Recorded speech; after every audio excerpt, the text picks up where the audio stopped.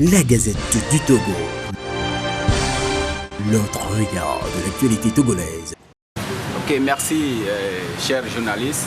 Et s'agissant de notre cérémonie de ce jour qui se situe dans le cadre de la commémoration de la journée mondiale de soutien aux victimes de torture, nous sommes retrouvés cette soirée en une réflexion et d'échange en but de voir quelle stratégie faudra-t-il adopter pour que nous puissions vraiment éradiquer ce crime de torture qui ne cesse d'agir négativement, d'avoir des impacts sur les populations togolaises. Et je ne vous l'apprends pas, vous savez que la torture, elle continue par exister de plus belle dans notre pays.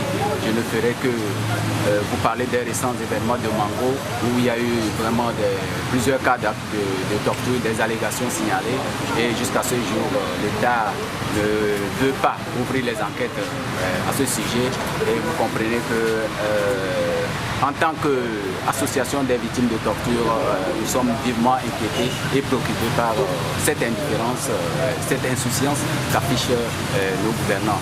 Et la journée de cette année se situe dans un contexte où l'État togolais doit soumettre son rapport de l'examen périodique universel concernant les recommandations qu'il avait reçues en octobre 2011.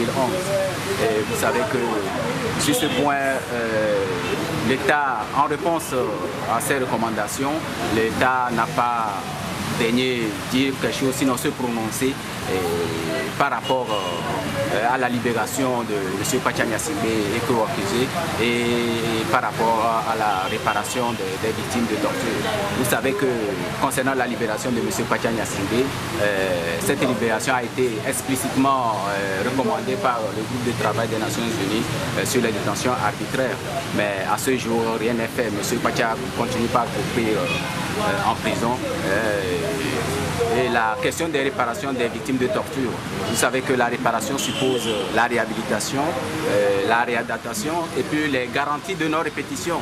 Et vous et moi, vous savez très bien que les présumés tortionnaires continuent par narguer les victimes. Ils sont libres de leur mouvement. Alors, on se demande si vraiment le gouvernement togolais a cette volonté de faire éradiquer réellement les actes de torture. Donc il lui appartient de prouver qu'il a pris des engagements et qu'il doit les respecter pour le bien des populations togolaises. Parce que pour nous, la meilleure efficacité qui viendra de la meilleure protection des populations contre les actes de torture viendra de l'État, surtout dans la mise en œuvre de ces engagements qu'il a pris envers la communauté internationale. La Gazette du Togo. L'autre regard de l'actualité togolaise. Rejoignez-nous sur le www.lagazettedutogo.com ou encore sur nos comptes Twitter, Facebook et YouTube.